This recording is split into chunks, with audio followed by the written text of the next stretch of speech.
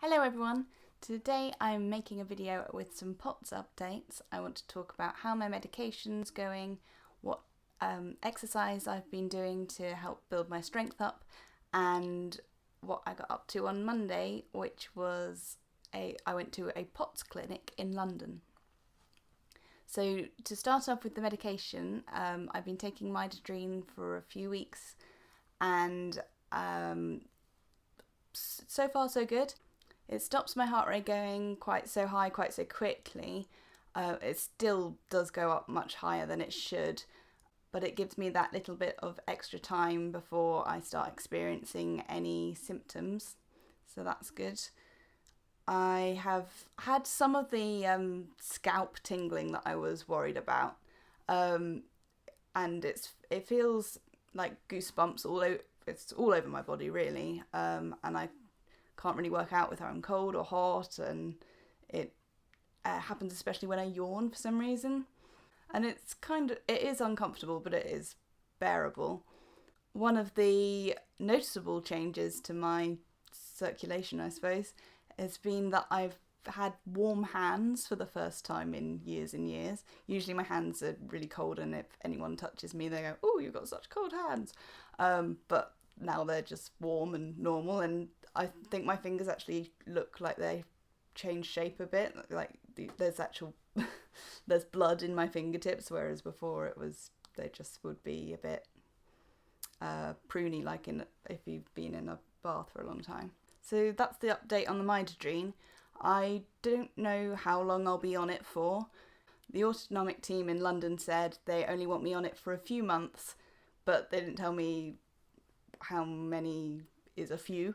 And the idea is that they want me to build up my exercise and my strength in my muscles as much as I possibly can whilst I'm on it. The problem I've always had with exercise is that I have very low tolerance to it with my chronic fatigue syndrome. If I overdo it by even the slightest amount, I will be wiped out for weeks.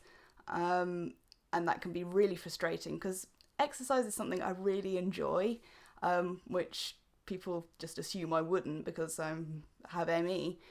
But I've always enjoyed sport and exercise, and I really, really would like to get a lot stronger, and I can find it very frustrating that my body is so weak.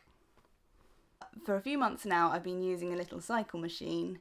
I could do it lying on the ground, and I've built up the time I can cycle from hardly anything at all to now I do 4 minutes of hard cycling and then a minute rest, and I do that 3 times. And at the moment I try to do that 3 or 4 times a week.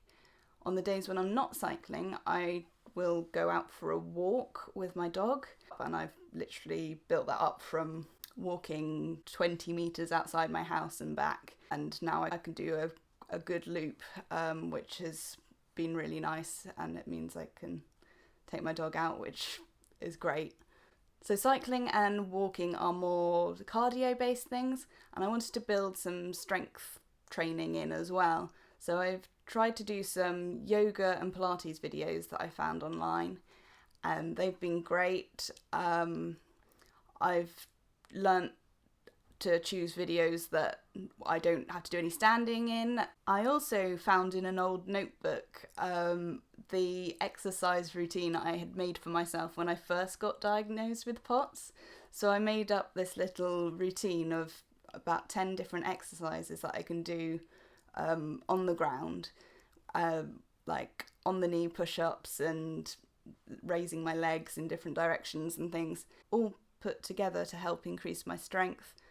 I think I might make a video showing you that routine, so that if any of you are in the same position where you're not very strong but wanted to build up some strength and also have POTS or something similar that means standing up is not a good idea for your health, then maybe that will help someone else. And the last thing I wanted to mention quickly was the POTS clinic I went to in London, and they just went through what POTS is. They talked a little bit more about the physiology of how your circulation works and why POTS symptoms occur. They talked about what things trigger your symptoms and how to avoid those things. And there was just lots of practical advice and symptom management. And then they went on to talking about long-term management, including ideas on fatigue management, which I do have 14 years of experience in, and exercise ideas, tips and tricks for everything in life. So if you do get offered to go to that clinic, I would recommend it. And I met some nice people there, which was good. I think that's everything I wanted to say for this video. I've got a list as long as my arm for videos I want to be filming and want to be getting up. I'm still struggling to film on most days, and editing is also quite hard work for me, and I can only do it in tiny little chunks before my concentration is gone.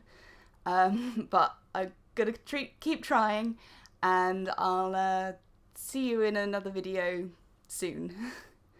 I hope you're having a brilliant day.